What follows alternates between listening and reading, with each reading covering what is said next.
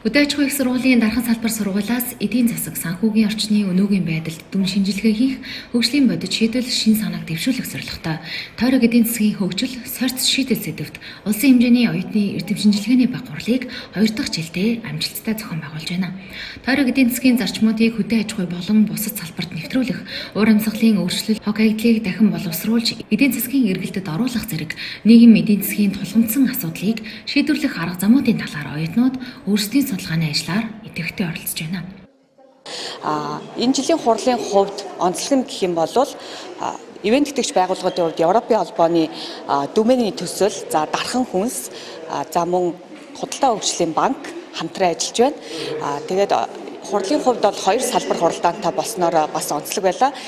Магистр болон бакалаврын оюутнууд өөрсдийн эрдэм шинжилгээний бүтээлүүдээ авчирч танилцуулж байгаараа энэ хуралд маань бас онцлогтой байлаа. Одоо бид нар зааланд хилцээд энд ингээд сонсоод дуусхаасаа илүүтэй бодлого баригч нар тийм үү, шийдвэр гаргагч нар яг энэ хурлууд дээр яг ямар шийдлүүдийг шин санаанууд гарч иж тэр болгоныг одоо төлгөөндөө тусгаад бас явах юм бол илүү үр өгөөжтэй болов гэж бодож байна.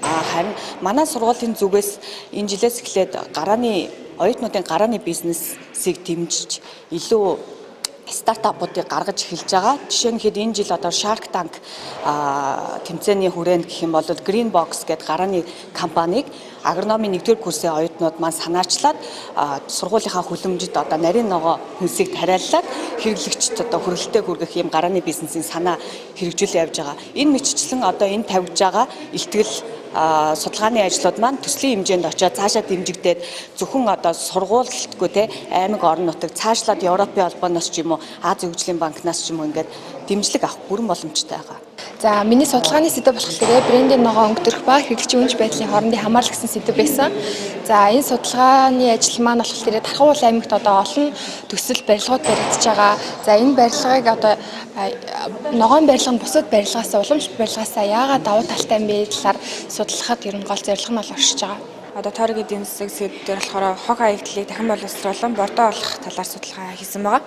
Нөгөө судалгаа нь болохоор тойрог эдийн засагт ер нь хог хаягдал маш том сэдэв байгаа. Хог хаягдал гэдэг бол маш гол асуудал нь байсаар ирсэн. Тэгээ хог хаягдал дээр дэлхийн нийт дээр ер нь 30-40% дандаа хоолны хог хаягдал байдаг. Тэгээ хоолны хог хаягдлаа дахин боловсруулад бордоо болгоод одоо борлуулах, ашиглах боломжтой болсон энэ судалгааг хийж байгаа. Манай сургууль дээр гэхэд хоолны хог хаягдлыг бордоо болгодог 2 төхөөрөмж байдаг байхгүй юу? Нэг нь жижиг, нэг нь том. Тэгээ том төхөөрөмжөг бол одоо хараханд ашиглаж үзээгүй байгаа. Жижиг төхөөрөмжийн дээр энэ судалгаа хийсэн. Тэгээд ерөнхийдөө бол маш боломжтой үр дүн сайтай гарсан. Эрдэм шинжилгээний хуралд Дархан уул аймаг дахь их засаг их сургууль, Дархан технологийн их сургууль, хөдөө аж ахуйн их сургуулийн дархан болон Баян онгор дахь салбар сургуулийн 20 гаруй оюутан залуус оролцож байгаа юм а.